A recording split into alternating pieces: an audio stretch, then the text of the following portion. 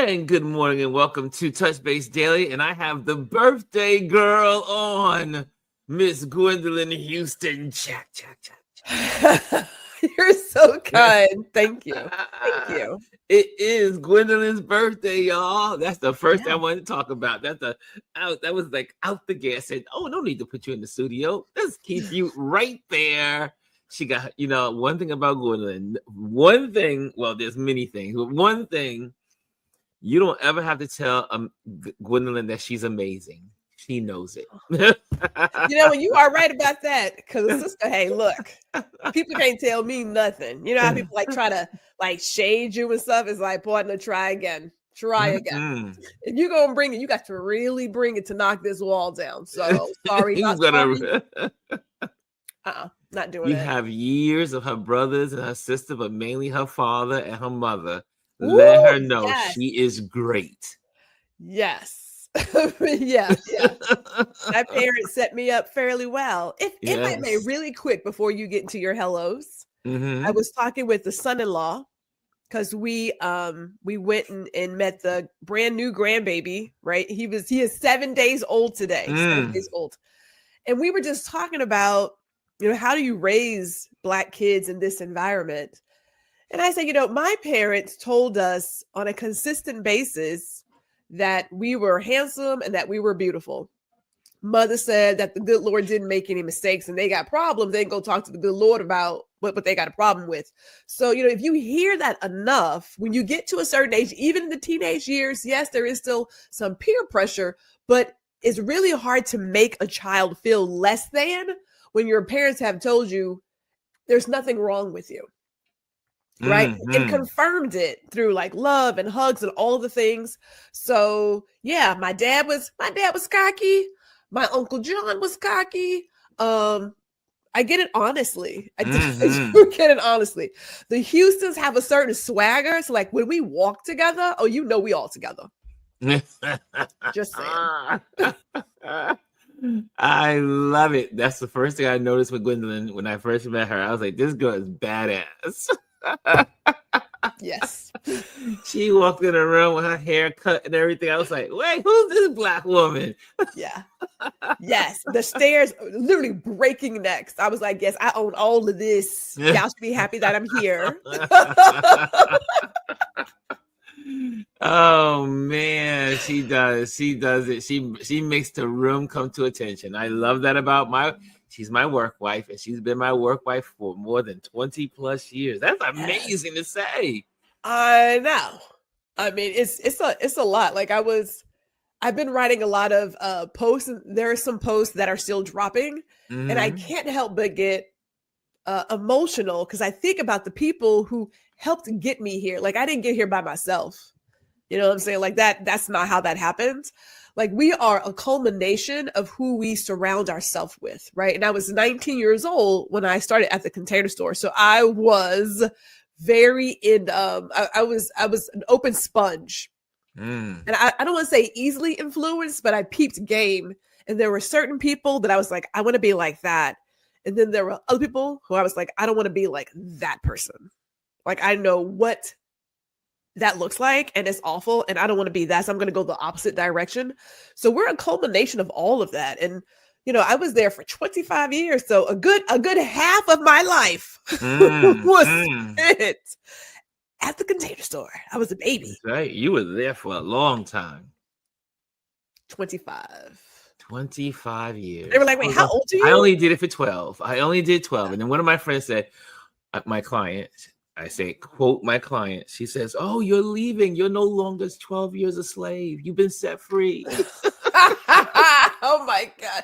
Did it change? Yeah, it changed. And I always tell people I had a different experience because of when I started, when they were still small and probably owned. And, I made it was a great company. I created three jobs for myself. I don't know where you can do that unless you get a startup, but 3 of the jobs I had, Gwendolyn created. Wrote the job description.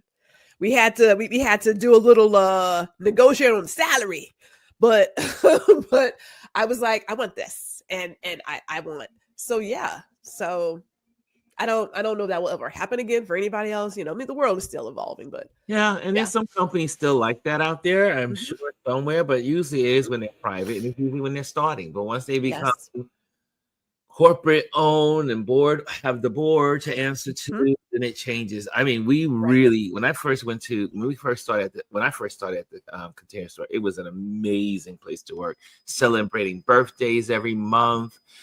We got all kinds of gifts and all kinds of parties, and we used to hang out, we used to talk. Great, we had what we call principles, foundation principles that we all have for the corporate and everyone was invested in. Emotionally invested. Yeah. Which is why I was like, it was different when you are emotionally invested and they're also invested in you. So your education was like top tier. Yeah. And then, And for retail, I mean, a lot of retail, I mean, in a lot of corporations, I knew about the Container Store when I was on Wall Street. And I remember they would interview the company and ask when they were going to ever go public. And they could say, we're not going public. We're not going public. But they were already known for being an amazing retailer because they spent a lot of time in investing in the people that worked for them. Because the philosophy was, if you invested in the people, you don't have to worry about the customers. Well, that's just good old fashioned business. Take care of your customers. If you take care of your employee, they'll take care of the customer, and everybody wins. Like, it's just, I don't know why it's got a away win-win from that. proposition. I met the Container Store when I was a senior in high school. They actually came to my school. Passed out paraphernalia, the college bound guy, which I still have, in an archival sleeve because I'm that person. And so we shopped there for a little bit when I went to college. So we have a long history together. Yeah. It was great. It was great being at that company. And I wouldn't have a lot of my great friends. I have a lot of friends that came from that company. And that's also rare because most people, when they leave a company, that's it. Yeah. You don't see the friends that you had because, well, like I always said, I think it was in 1990, Black Enterprise did an article talking about how Black people and people of color, or just people in general, are misguided by their relationships at work.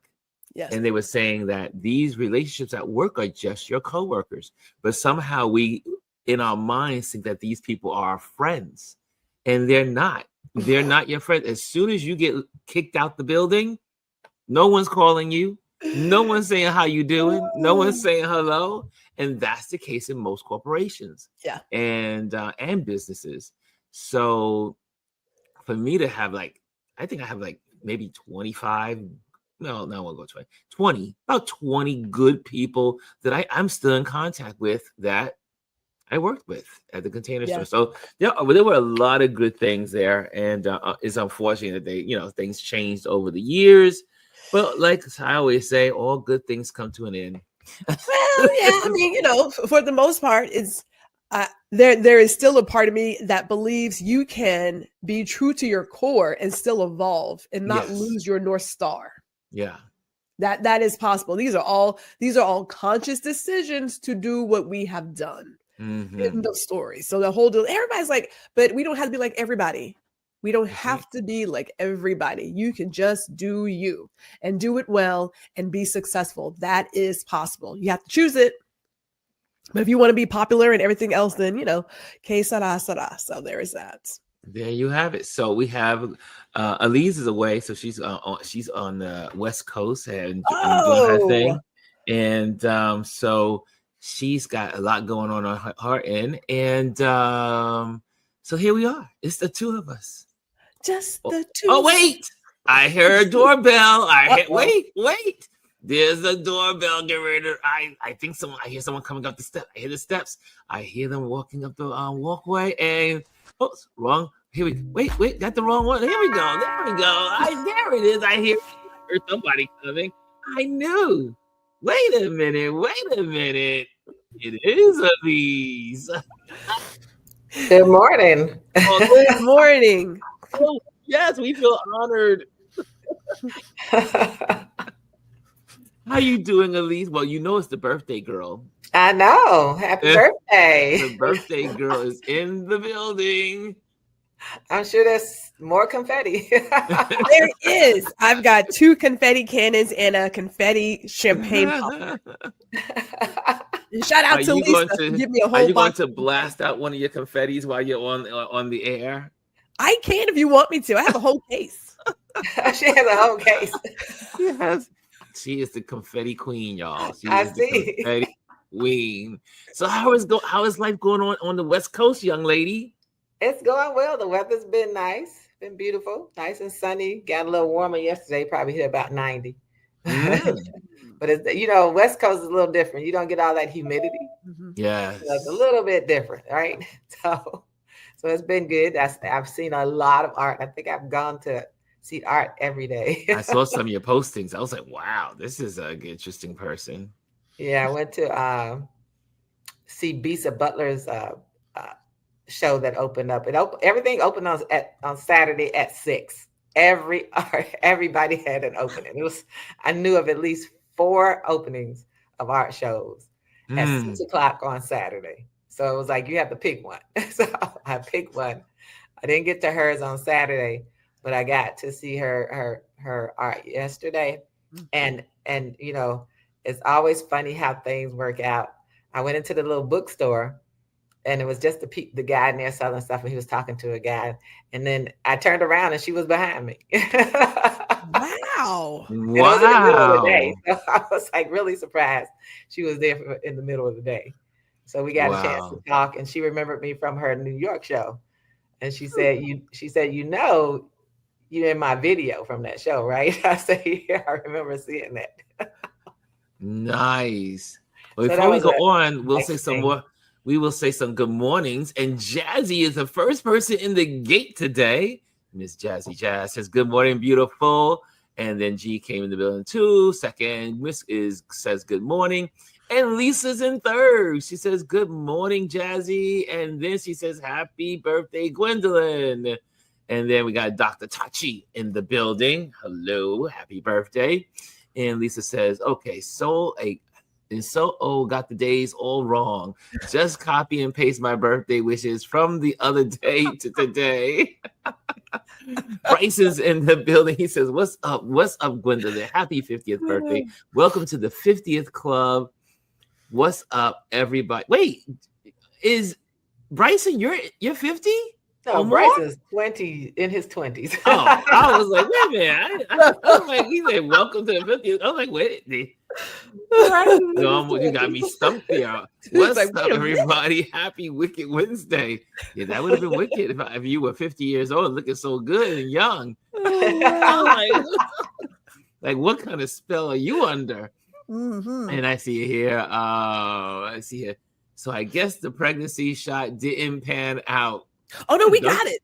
We got those shots.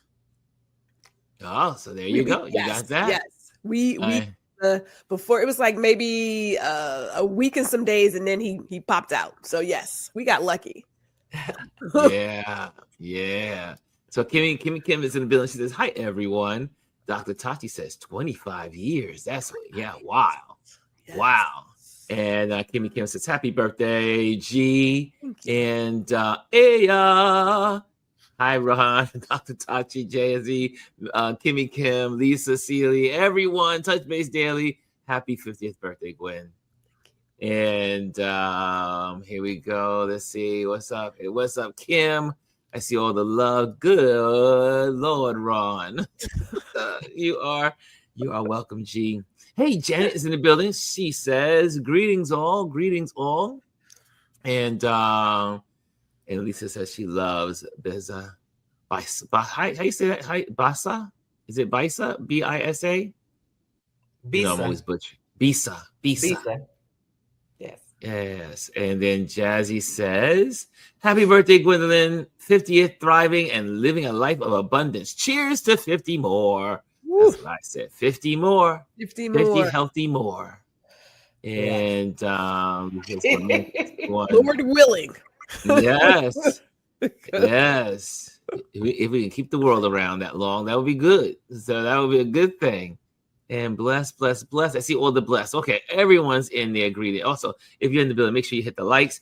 Also, I want you, since everyone, a lot of the core foundation people here that in this community are in the building, I want you to think about it. So you got about 5 minutes to think about it while we talk about something else. But I want you to think of one thing. Think of how Gwendolyn has blessed you. I know she doesn't like this kind of stuff, but put something in the comment box of how meaningful Gwendolyn is to you on this platform. There you go. I got that right. I got it. I think so. If there's anything she's done on this platform here at Touch Base Daily, because she's done a lot. She's always got a voice. She's always talking. She's always sharing. She's always giving a lot. If there's anything that has really, like you say, when you think of Gwendolyn here at Touch Base Daily, what's your fondest memory? She gonna cuss somebody out.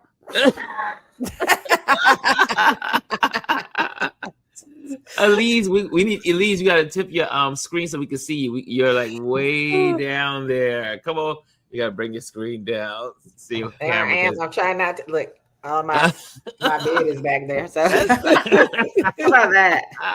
There you go. Put me there more you go.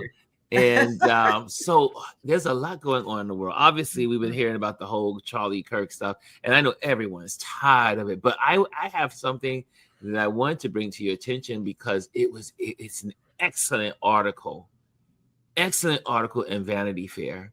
And what I love about Vanity Fair is that you don't have to pay to read it. Yeah. So let me see. Let me get that screen up. And here we go. Yeah, here it is. So check out this article. It's in Vanity Fair. Charlie Kirk redeemed. A political class finds its lost cause. And by ignoring the rhetoric and actions of the Turning Point USA founder, pundits and politicians are sanitizing his legacy. And this is by Tien Nasi Coates, and he really does a great job in this writing. I mean, he really does an excellent job. And but here's this open. Before he was killed last week, Charlie Kirk left a helpful compendium of words opens that would greatly aid those who sought to understand his legacy and import. It is somewhat difficult to match these words with the manner in which Kirk is presently being memorialized in mainstream discourse. New York, and then he goes to the list of all the people that give him all this adulation, like Ezra, Gavin Newsom, Sally Jenkins. And then he goes through the whole story of how so many people capitulate to his, honoring him, comparing him to Martin Luther King and all this stuff. Well, we all know in the real world, this man was a bad man, bad, and just simply say it, bad. He was bad influence on young people, bad influence on our communities, bad influence on our country. However, you give it to the right and the mega folks, he's their hero. And then the ironic part of it all is that they celebrate him because of his free speech or his free reign of speech. But then if you say anything about him and how he lives, then you get fired, you get canned, they send their parasites after you to ruin your life. They go into your world and they mess up and then they send attacks after you. They send death threats after you. So the man that they honor for so-called freedom of speech is the very thing that they do when freedom of speech is freedom of speech. And there's no such thing as hate speech in the Constitution. It is freedom speech, period. Even if it's hate speech, even if it's ugly speech, you have the freedom to do what you want for free speech. So whether we like it or not, we don't have to be for you, But you have, in America, according to the Constitution, free speech. But in all of this discourse, I mean, it's been an ugly week. Like I said, I had several of my friends call me from we all grew up in church together. And this is where you'll find these people. These people are Christian nationalists, whether they think they're not or wherever some of these folks that are following this guy, it's ridiculous. And we had I would just have these conversations and we was like, are we up? Is something wrong? We had moments of, is something wrong with us? Because so many Christians that we grew up with are following this teachings and following this Kurt guy. No one's and again, like they said on Don Lemon this morning, no one's saying we condone his assassination or his killing. No one, the unaliving. No one condones that. However, two things could be true at the same time. You could feel sorry for his family. You could feel sorry and pray for his family. You can do all that stuff. However, you can also say that the guy was a jerk. He was mean-spirited. He was hateful. He said the horrible things about Martin Luther King, about Black people, about women, and the list goes on. But yet these Christians, I had to watch my tongue there, those Christians that are following this stupid rhetoric of a dumb man that dropped out of college, and then they saw what a bigot he was, and rich people financed his insanity. I said enough. Anyway, this is it's a great article from Vanity Fair, and Vanity Fair it was released just, I think, last night or this morning, and it's so well done. But this man, Mr. Cotes, he's an amazing Cotes, I should say. He is an amazing writer, and so you would be beneficial if you read this today. And again, like I said, it's you just go to Vanity Fair, just put it in the Google search, it will come up because it is one of the number one articles being read today in America. So, anything you have to say, girls, ladies? I should say, ladies. You want to go first, Miss Elise? First, I want to say I appreciate Gwendolyn because she has been, a motivator in my life to move forward. Maybe not as fast as I need to, but she's been there. And very responsive, and then sometimes and she can say some things that I may not say that are necessary. So yes. on this other topic, I think is how the hypocrisy never ends. Hypocrisy never ends. You have actual facts. The funny part is they'll say, well, they didn't do this, but there's a video of them doing or saying exactly what they said, right? The whole thing about Black women, what it is about Black women that bothers him so much. I don't know if one rejected him back in the day. I don't know what it was, but his obsession with Black women. And of course, that's the whole attack on Black women being the most educated populace in the country. That's right. And so jealousy. So become a target and having the ability to think outside of the bag and the majority of us not voting against our own interests, right? So that's a big part of it, right? And then just to the issue of free speech, you have the freedom to speak. However, as you said, people are losing their jobs, even if it's just them writing what he said. Mm-hmm. The Washington Post op-ed person got fired because she in Blue Sky just quoted what he said. And so they fired her, and she's an opinion writer, which is very she's an opinion writer. And so how they are lifting him up as some kind of hero or savior and forcing people at games to have moments of silence and having people in different areas rebel against their governments, their state governors, and saying, I'm not flying my flags at half staff for this human being, this person who was so unkind and hateful, divisive toward everybody, and very divisive. I mean, when some of those things that we hear and he said is meant to divide and create friction and cause violence. Those things that he said are the things that provoke violence. Mm-hmm. And so we have to keep all of that in context as well.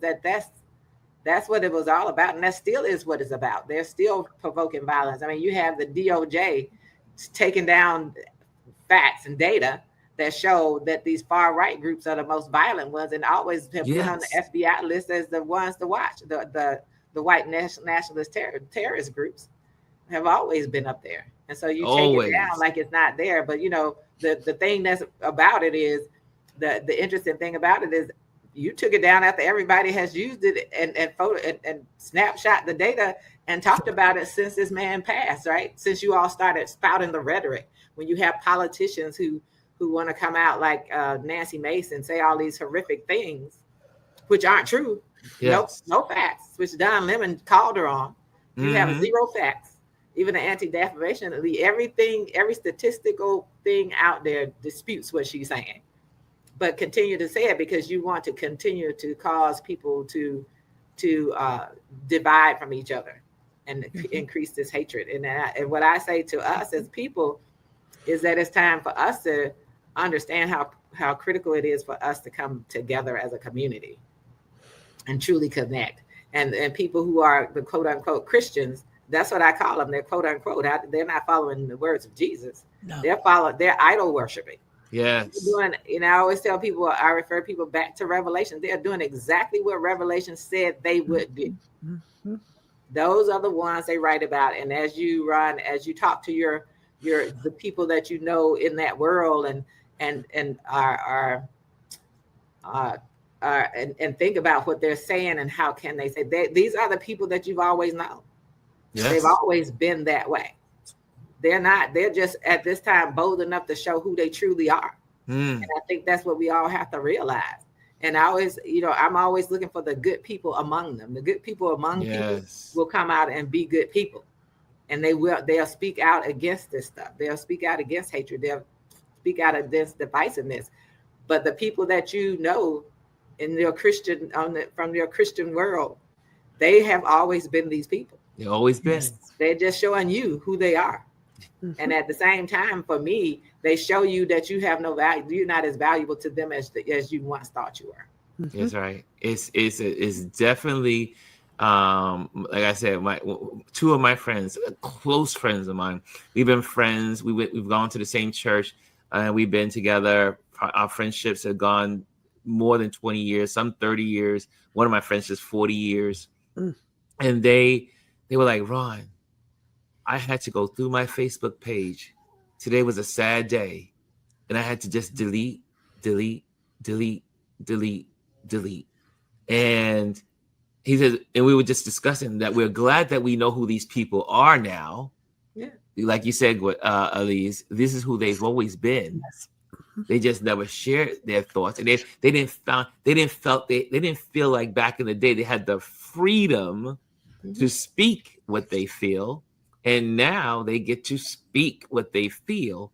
And so many people I know personally, one of my friends, she called me, she's a friend, client, like a daughter to me.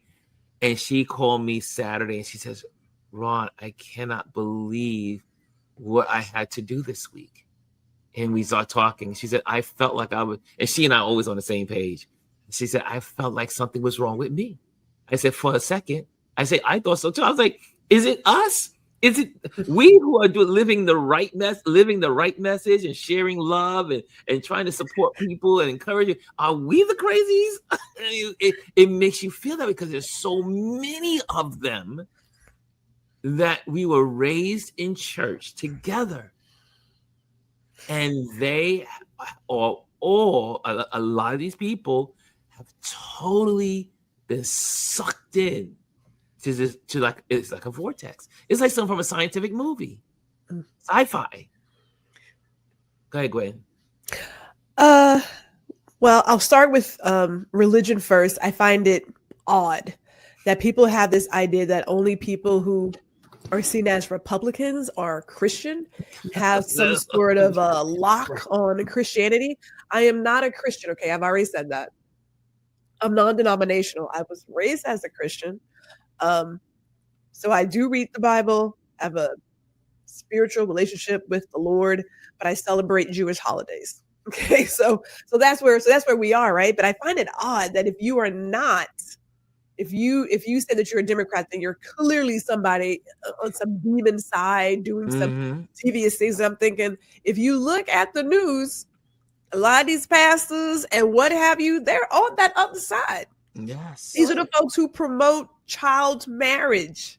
These are the folks who don't believe that if you are sexually assaulted, either by a family member or some stranger, that you should have some options. That they don't believe in that. In fact, it's just things that happen. But two wrongs don't make it right. Like that's your mindset. So the things I see from this situation in regards to free speech, I think again, it's a test, especially here in Texas, because we stay doing some stuff here. But it's the test. People forget, though, if one person loses their right, we all lose it. Absolutely. So if you're saying, oh, my God, that's awful, keep in mind, once they're done with me, they're coming after you too, kid. This is not like it only stays here. That's not how it works. If it attacks one, if one person loses their civil rights, we all lose them. We all. Do I believe that neo-Nazis should be out here saying what they want to say? Yeah. Do I agree with it? No, but they have every right to what they want to say. Now, if they go to the wrong person and get popped, I ain't got nothing to do with that. There are consequences and repercussions. However, they have every right to say it. That's their deal. But now you're picking and choosing who can say stuff. And I know that ladies like, well, we're coming after those who were targeting folks with hate speech. I'm thinking, isn't there a guy who talked about Liz Cheney in a firing squad? Yes. Isn't that guy someplace who is out mocking people who are disabled? Like, I just want to make sure. So we have to be careful and keep aware that when they say some of this stuff, recognize that it's not including you, which is what we talked about yesterday when I spoke to my son-in-law, and I just had to ask him exactly what are we agreeing with? There is an old colleague who asked her group on Facebook, for those of you who agree with some of what he said, exactly what part are you agreeing with? Because even the stuff he said was dripping in racism and stereotypes and misogyny and bigotry. I prefer Archie Bunker. I want to know who you are. I like Archie. Archie was real, authentic, and he was honest. I can respect it. I know who I'm dealing with. I don't need you like hiding in the bushes and pretending. I don't need that. You don't have to do it for me. I don't need some sort of play, right? Say who you are. Archie was real. Now, people may not have liked Archie. I knew exactly who he was and where he stood. And I can work with that. I can work with honesty. When you're out here pretending, that I got to check my back and make sure that there's not like 5 knives or something coming towards me. I don't know. But that's where I go. I mean, we have a lot to work with, clearly. And I know I mentioned this, and I'll turn it back over to you. But we talked about before that when we're talking with people, the people we have the most influence with are those in our immediate circle. Yes. And chatting with my son-in-law, I was like, oh, we got to have some conversations, kid. I said, this little boy, my grandson, who's 18 months, said, you're a father of a Black kid. And right now, everybody loves him. They're at the hospital. The nurses love him. They're like, oh, he's so adorable. But at a certain point, he will go from really cute to menace to society. And he's a dangerous person. He's a dangerous, like this young man, he's all of 5 years old. But this young man, he's just, you don't know when that switch is going to happen. You have to prepare yourself and your kid for that world. That's where you are. There is nothing you can do. I don't care how many degrees you get, what kind of car you drive, what neighborhood you put yourself in with that bitch ass HOA. You are still going to be a Black man in this world. Recognize that at all times. Right. And the care and concern for your body and your kids is zero. Okay, I'm sorry. Exactly. No, that was definitely when I was we went for the tennis tournament. Adrian's good friend who was when on his team was in the car and saying he had to have that conversation with his son. He says, "You're tall like me. You are Black. You are." He gave him the whole the list of why people are not going to like you, or going to feel threatened by you. Right. Because you are a Black man and you're a big Black man. You're going to become a big Black man. You are going to be instantly perceived as a threat. Just your being. Right. And this, we were saying in the car, he was telling, you won't have to say a word of anything. Right. Just your presence is a threat to them. Yeah. And, this is so reminiscent of, because that's why we can never forget history or let them cover up history, right? Woodrow Wilson playing Birth of a Nation. Yes. And giving rise to the Klan again, right? That's right. So this is very reminiscent of that time, to have a president who speaks vile language as well. One that's always talking about calling people enemies of the state, communists, all of the negative things that you can talk about, calling Black female reporters nasty all the time. So we have to be cognizant of that, and as we saw after this man was shot, the next day is Black schools getting calls and all of this stuff. And my daughter and I had a conversation. She said, so we are, what happens is they see us, they can recognize us because we can't hide.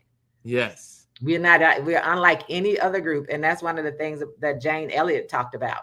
She said, they can never hide being Black. Mm-hmm. You can hide being a lot of things when you're white, but you can't hide they can never hide who they are. And so we're like we're like the easy target because they can spot us, right? Yep. They know where we are. And we have to be cognizant of that. And then if we have, just like with Gwendolyn's son-in-law, when you have young Black people out here, men embracing anything, that man has never said anything remotely that they should hang on to. Mm-hmm. It's pure hate speech, misogyny. Women are just supposed to be in the house, barefoot and pregnant, I guess, all the time. I don't know what they want. And the whole part of, talking about Black women the way he did, all of those things. And so when you embrace that, that's a part of the problem. That's a major part of the problem. And the hypocrisy behind it all. You can't say how, and like they can't say, oh, Christian, but you don't even know Christians are known by their love, not their hate. That's right, by their love. By their love, not their hate.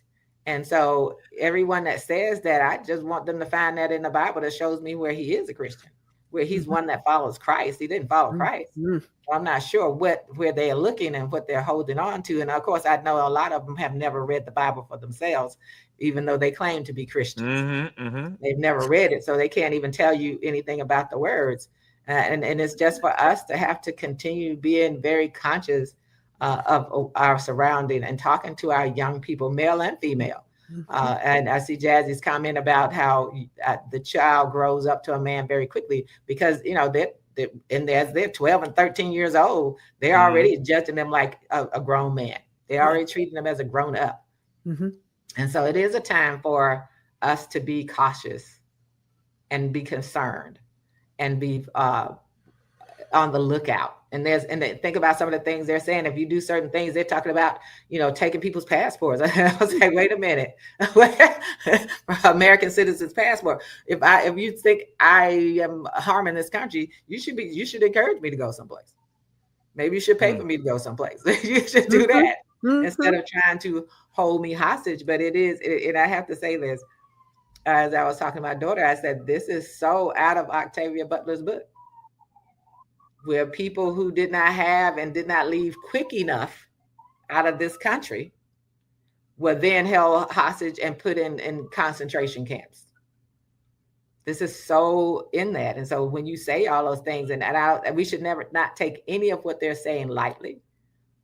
And because they have the access and so much control in the mainstream media.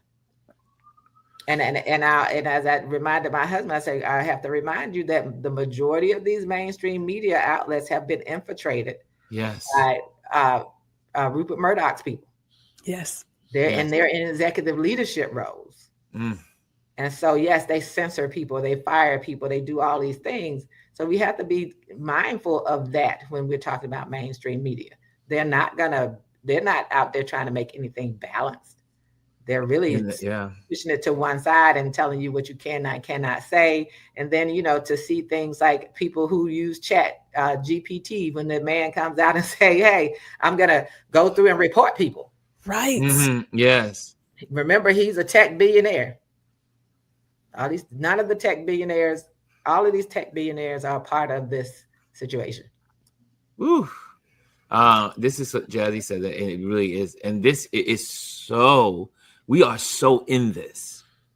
You know what I realized? Maybe because of what I studied in school, I learned about propaganda. Yeah. But I don't think a lot of people understand how propaganda is used in this nation. And we are living in, in the Trump era is a lot of propaganda, but this segment of this is all propaganda. Everywhere you turn is propaganda. Oh, absolutely. Yeah. All of it. Yeah. And it's what Hitler used. Yes. In imaging, showing Jewish people looking like rats. Yes. All of the things, and people have to realize, we focus on that, but it wasn't just Jewish people who were in those concentration camps. That's right. There were people in there there were gypsies. There were anybody that was different and they didn't like what they were doing, whether they were gay or not. They were all in those concentration camps. They were put in there for, how they lived, what they believed. They were placed in those concentration camps. So we have to remember that part. And as we look at the propaganda of today and how groups are vilified, they just come for us. And as I kept saying the other day, we have absolutely nothing to do with any of this. That's right. Yes. We are home trying to mind our own Black business. Yes. Because we know the part and have to understand that a part of this is to they're working their hardest to draw us out. Yes. They're doing everything and saying everything to draw us out. And I appreciate those pastors who are bold enough to stand in the pulpit and say something to people and say how they're overwhelmed. The one out of Alpha Street, which is in Virginia, how he came out and said how he was overwhelmed by all these things and how people want you to have sympathy and compassion for someone who had no sympathy and compassion for anyone. So I appreciate those pastors. Pastor Mike up at First Corinthians Baptist Church in Harlem. I appreciate that. These pastors have received death threats. He's been receiving. And so he said, I am not going to stop talking to my people about what's going on, because you can stand there every day and just preach and say what Peter said.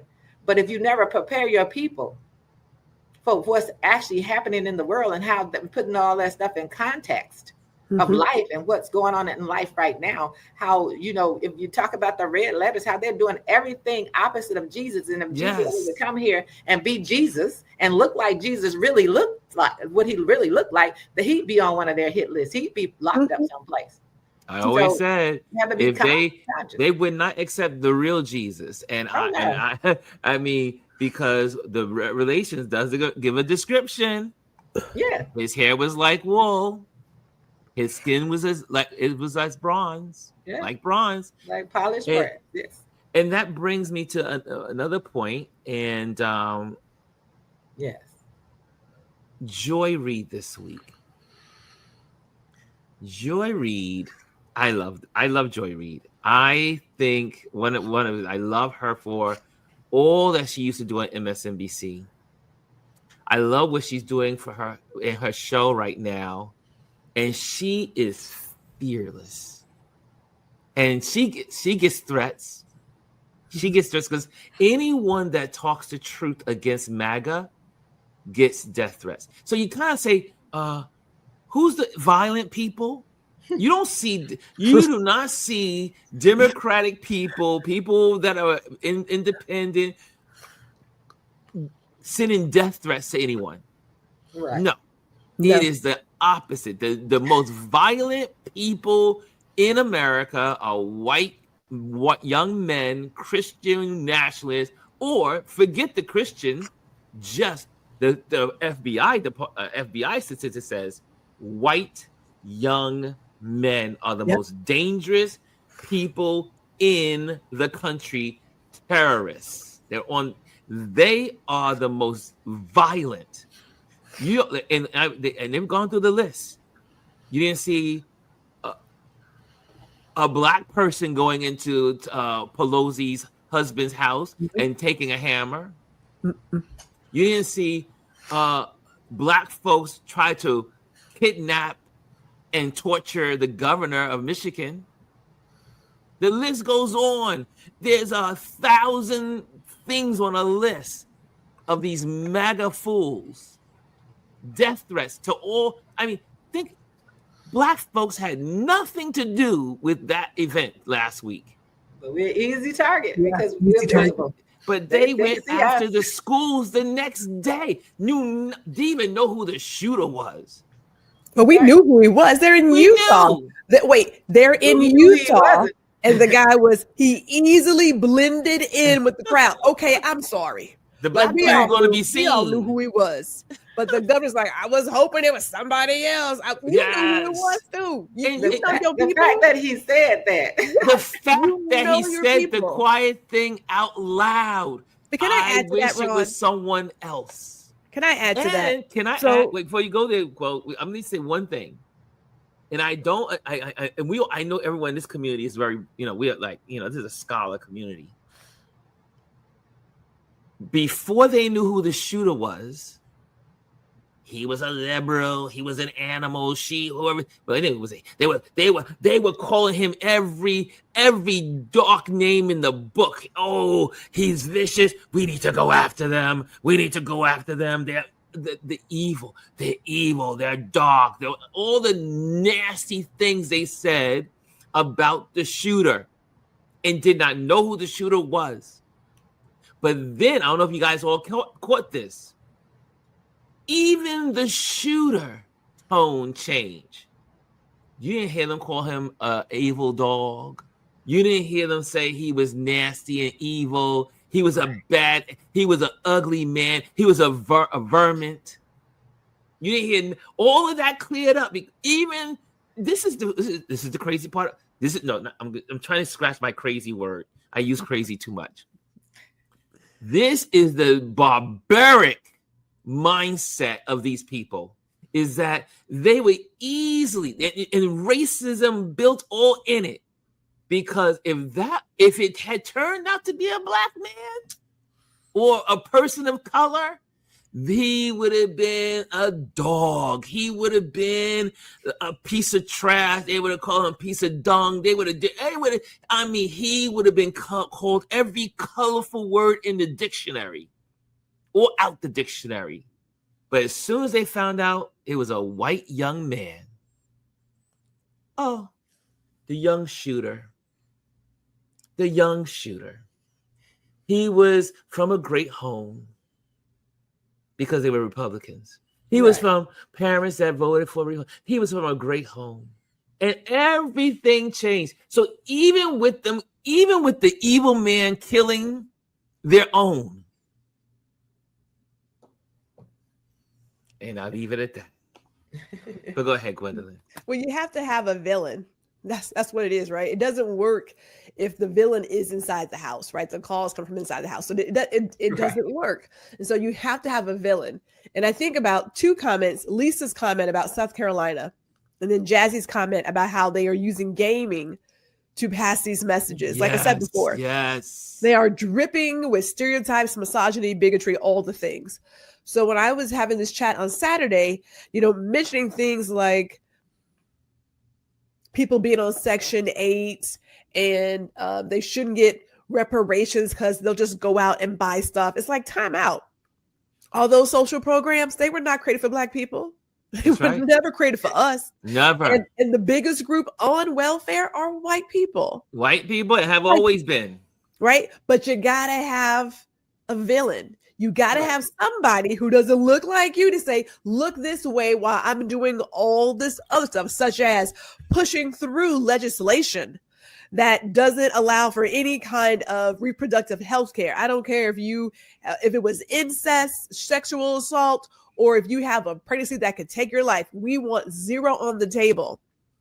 Distractions, right? Keep you busy over here while you can shove stuff over here. It's like I was telling him that he has a daughter. I was like, there's always a war on women. From the moment a woman stepped to the hospital, you have systemic racism built into the medical system that, lucky for you, your wife, my daughter, had a healthy pregnancy. Everybody don't get that.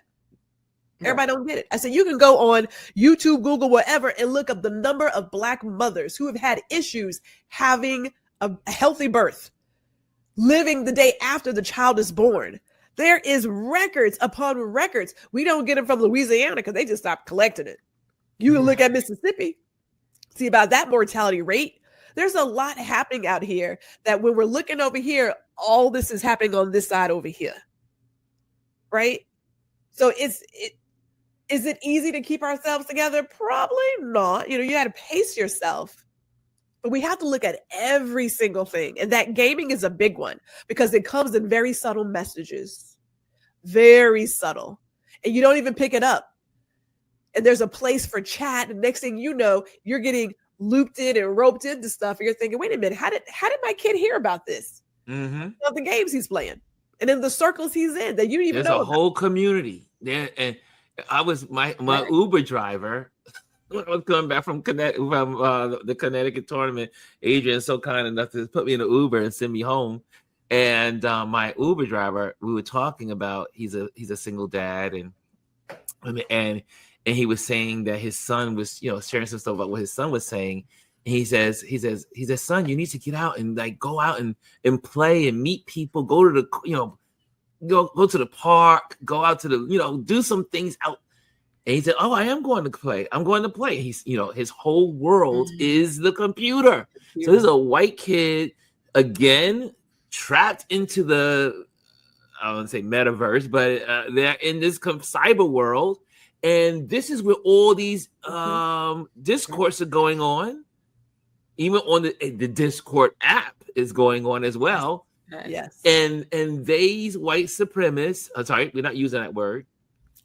These white Christian nationalists are using these areas and devices to go after not only white kids, they're going for all young people. Because there's a lot, like Gwendolyn said, she had to have a conversation. There are so many young Black kids that are also believing this stuff. Yeah, they're being indoctrinated. Being indoctrinated. But that's the thing that the man in the White House said, well, how he was able to recruit these young people. Yes. How he attracted young people to them.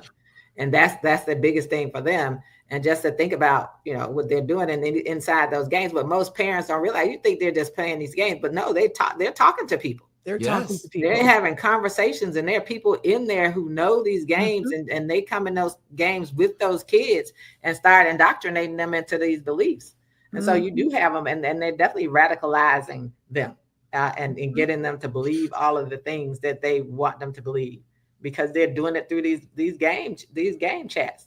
And that's what most parents don't know. It was a time when your child got on to play the game, they were just playing the game. Not anymore. Not anymore. It's a conversion. It's a take of conversion. Right. Also, Lisa said something, and this you heard it this morning. It was, really yesterday. They switched to him dating a transgender, or his mother said, quote unquote, I have to say, paraphrasing.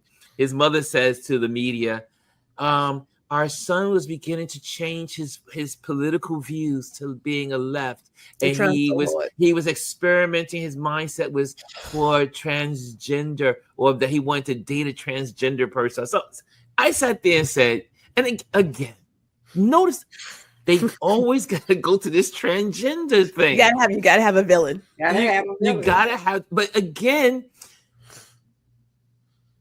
it's like what the statistic came out. I was saying it's 0.3% of any crime that's done, like unaliving someone.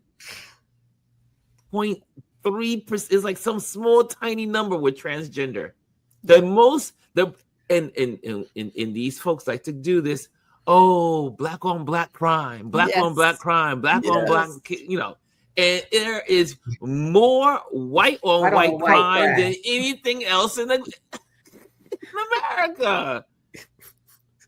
It's the craziest thing.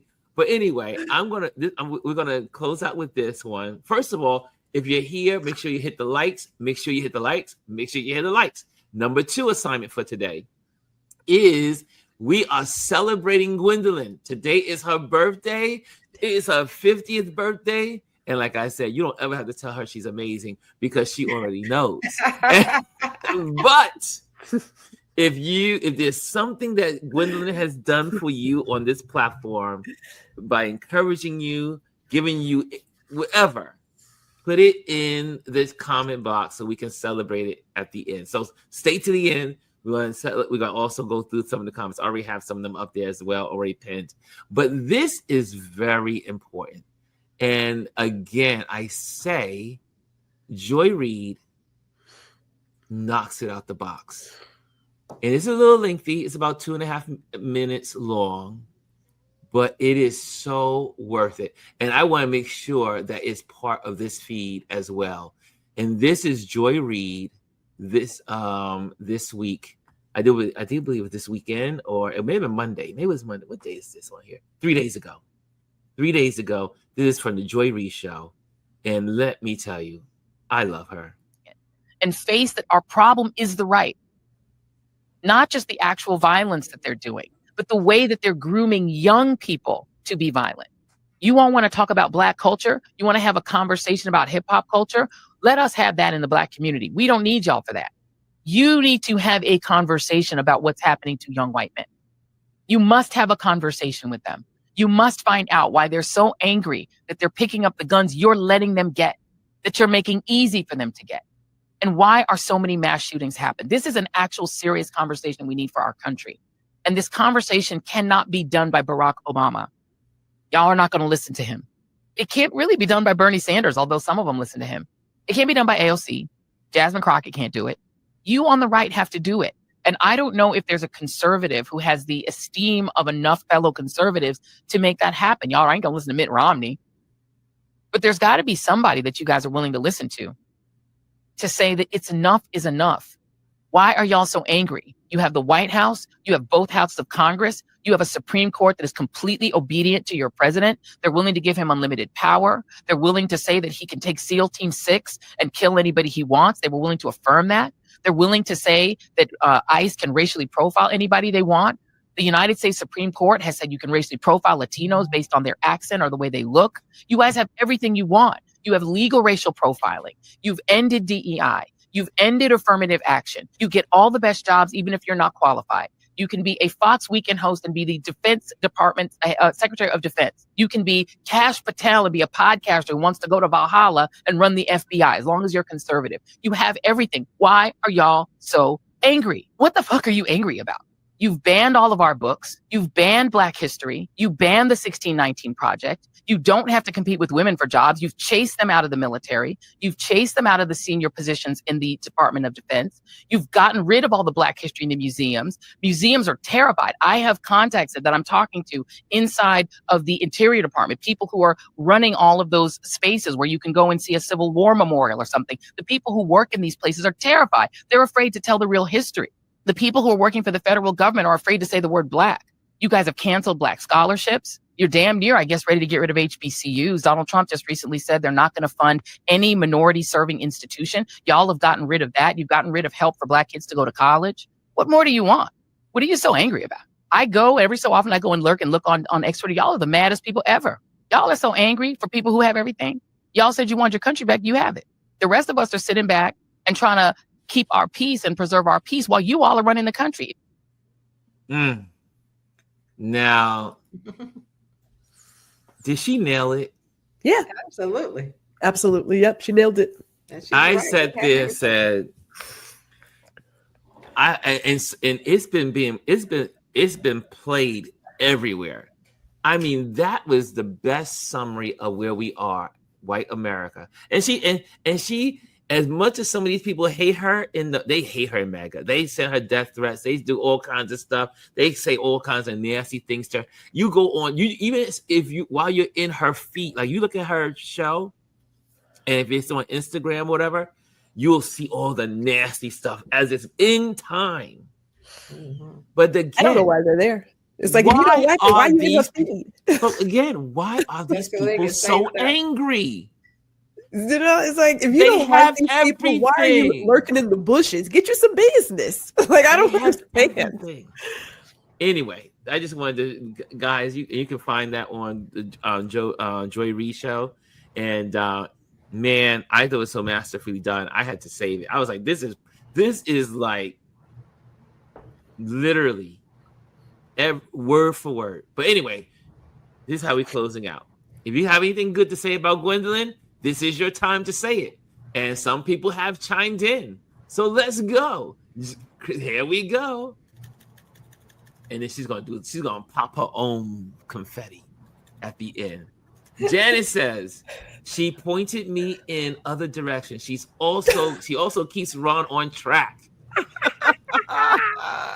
And then Kimmy Kim says, I definitely love Gwen, her fiery personality and her ability to create all her wonderful content.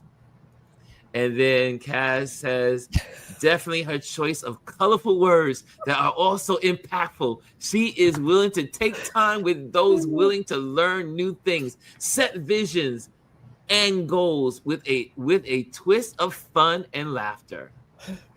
And Lisa says, for me, G $ is the great listener.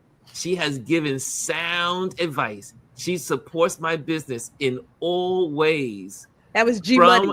From purchasing my merch to making videos, such as a great person. And I am thankful this platform introduced us to HBD. Nice. Happy birthday. And Gwendolyn, Dr. Tice says, Gwendolyn is amazing. So appreciative of your support of Indie Soup and more. If you have any more, this is your chance. This is your chance to share why you love this woman. Well, you can't love her more than I do, because I love her beyond words. The husband does. Well, the husband does. I'm talking about in this community. So that's a different story. That's another story. Mr. Jack is the man. Say Gwendolyn gonna have us all out here trying to put out our sexy video shoots. Yes. Bryson like, says, welcome to the 50th club, Gwendolyn. She's always cussing. Omar says, thank you, Gwendolyn, for your unique qualities. Beautiful and sassy. Thank you. And Chris R says, happy 50th, Gwendolyn. And so there you have it. I'm not even doing announcements today, but y'all know how to follow us. Are we gonna pop it? You're ready to pop. We're ending with you popping. Okay, here we go. Here we go. Oh, yes, there we go. It was loud. You got your ear near that thing. I have stars. Stars today. Well, you are the star. You are the star. I see Jazzy. We're so thankful for you. I am so thankful that I get to talk to you almost every day of the week. I am so thankful that you are on this platform. You have given me such encouragement throughout the years. You are the best work wife any person could have.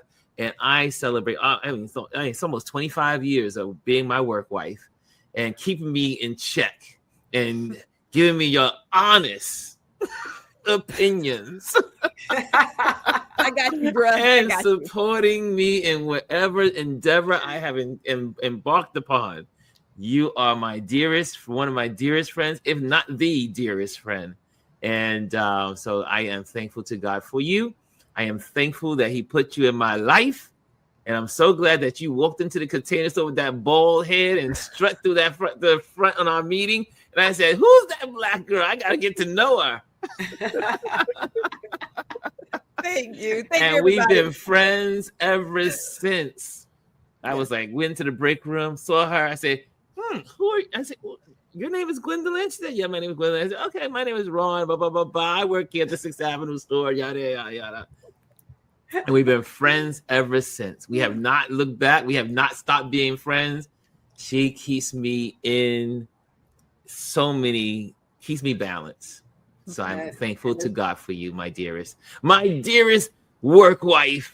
Thank you. And I know Mr. Jack has something really good planned for you.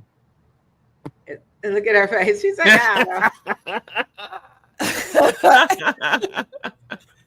He probably does.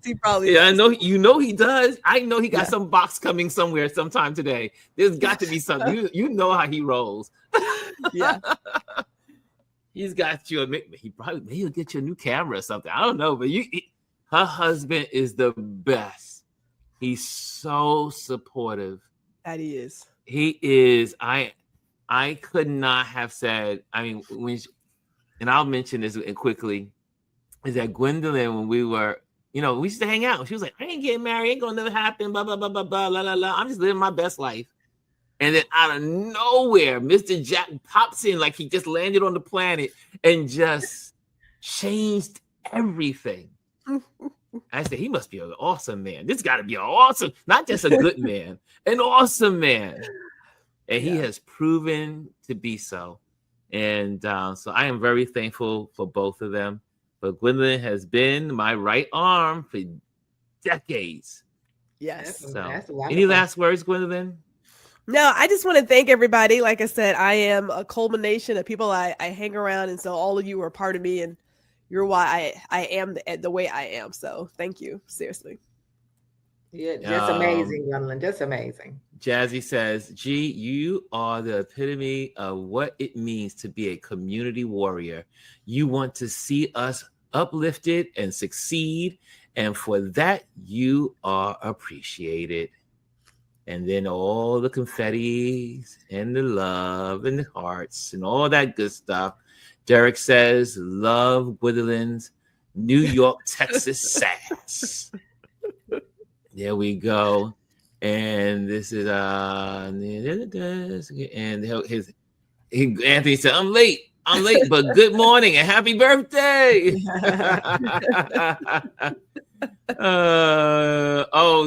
Kimmy says she looked at the pic that we posted, or you posted. Did I post it or did you post it? I posted it. I reposted it. Yeah. That pic that she had posted us to from back in the day. Yeah, we were something else back then, weren't we? Yeah, still something else. And Janice says, you are amazing. And can you still hear?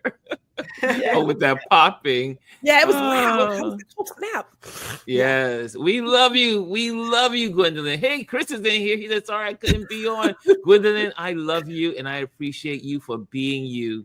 See you for the party later. There you go. He says, I sent you a text earlier. And so, Gwendolyn, there you have it. You see all that love, I do. We are a small community, but we are a powerful community, and we love all of us. We just this is a great place to be. And if you're here for the first time, make sure you just subscribe, join our wonderful community here. Also, you can go to Gwendolyn's page. She is, her subscriptions are just moving. I'm like so proud of her. She's like, but she stays busy. She's always giving. She does. She is always giving. If you want to be a part of a community that's giving, make sure you join Gwendolyn's community as well, because she seeks out to just do nothing but give to others. And Dr. Tachi says, Gwendolyn, why would you pop it next to your ear? I'll do better. I got this for later on today. Oh, that's a big one. I bet you she got a whole crate. I got a case. Yes. You're gonna be cleaning up a lot of confetti. Yes. But at least you didn't get it mixed up with the baby one that like last time. No. The baby one, the powder was everywhere.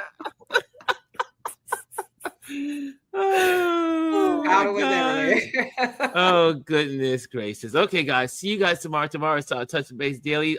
Trend Watch Thursday. Chris will be here tomorrow.